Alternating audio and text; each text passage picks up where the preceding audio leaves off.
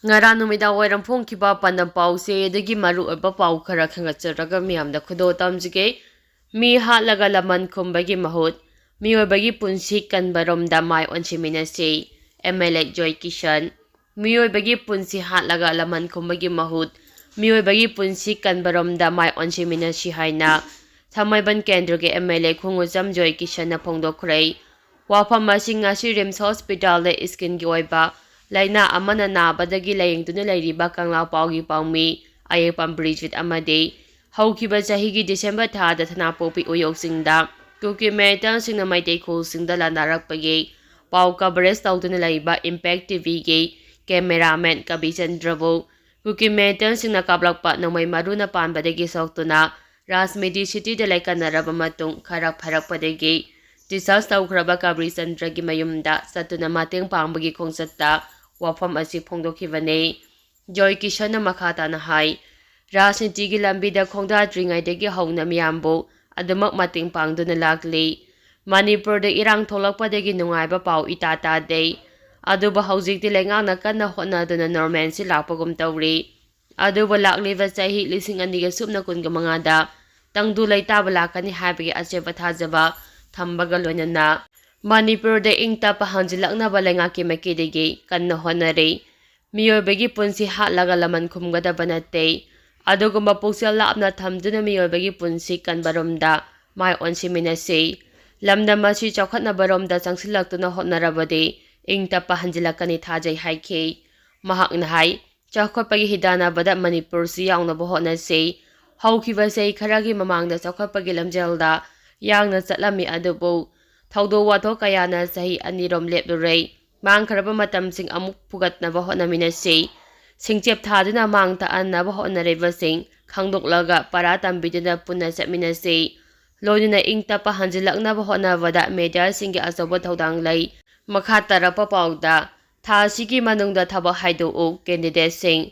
Manipur State Power Distribution Company Limited MSPTCL amade Manipur State Power Company Limited MSPCL gi 2024 Power Department na kaukiba tunga-tungamba post ke recruitment result haidongnaba ngasi CMU na duna taksingkhrei candidate singi khalaga assembly mifam laktringai tha asigi manungda haidokpiu haina recruitment aduda saruk yakiba candidate yumkhaiba Manos kauba amana phongdokhrei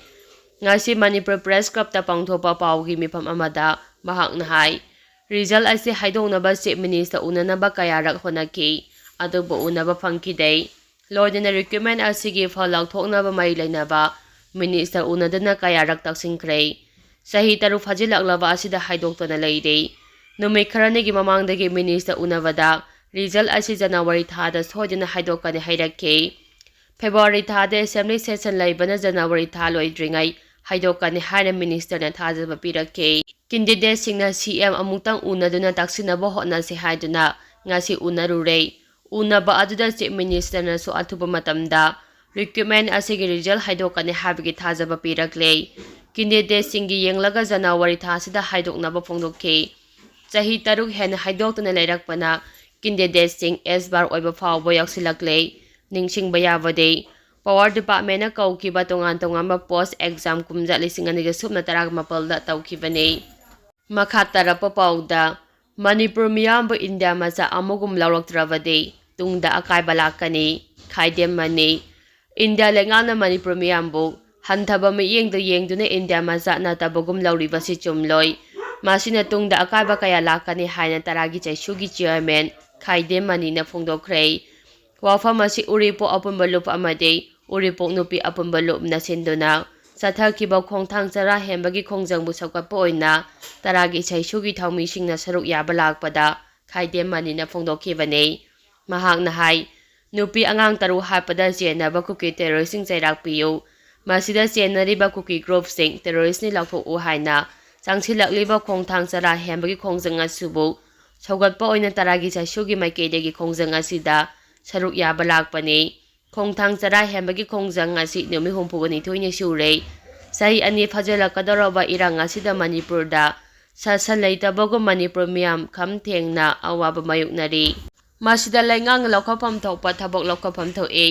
State asida michimina kaya thokliba se kanglup furup amadi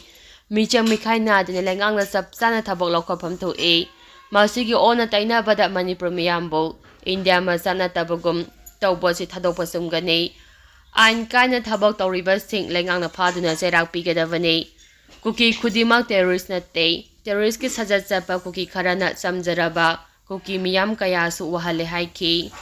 makha tarapa pauda Cookie Maintain single drone bombing attack yaning day. Anti-drone gun leire hairaga karamna bombing chatharakhibano. Tijendro. Matam khara irang nemtharuraba matung. Ngarang numidang pung mapam khairam tabada Imphal West ki lamsang police station gi manung janba. Kangsupta leiba mga suba AR gi posta Cookie Maintain singna. Drone bombing chatharakibagi thawdo adu yaning day. Bomb adu amana AR gi berektege. Lambirom da putkun aduga. Amana Santri Postigi Putararom Lapna Taraga Pokaiki. Taudo Aduda Kana Amata Aso Apanyao Kidravasu. Cookie Maintain Singi Ka Hema Thong Sing Adu Yaning de Haina Ngasi Kangsup Tapang Tokiba. Pau Gimipam Amada Social Development Association Kangsupke. Secretary General Tejendro Angom na Fongdokre. Makhatara Popauda Andro. Miyoi ama phubada kanba ngamdana leikhidr. Imphal East ke Andro Police Station ko ba mapam amada. Miyoi kharana drug sabani haiba miyoi khara phaduna phuzairaga warak watembani haiba thawdokta miyoi ama sokpadagi kanba ngamdana leikhidre haire ngasi nungthil thokiba thawdok asigi matangda pause sina phangba pauda leikhidraba miyoi adugi maming MD Sanwas Khan kawi masagi sahi 38 rom sure Imphal East District ki Kairang Mayai lekaidegi MD Reha Udin gi machanupani haire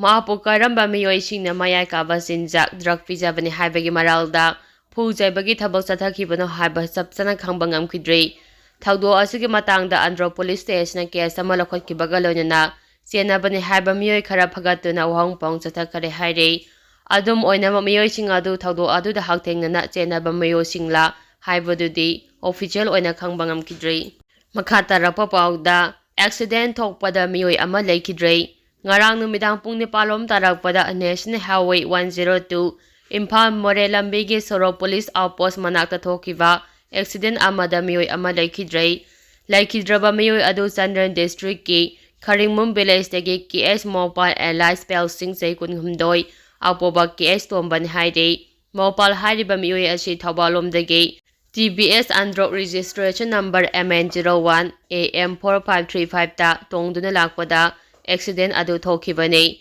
khudakta mafam adugi miyamna Vision Hospital Kaksingda lekananaba pukhatpada doctor na sina pukhalakle hana laukthokibane accident asigi matangda Kaksing police na case ama lakhatuna thijemba hokre lonina miyoi adugi asiba haksang imung manugi miyoi singna laukre haide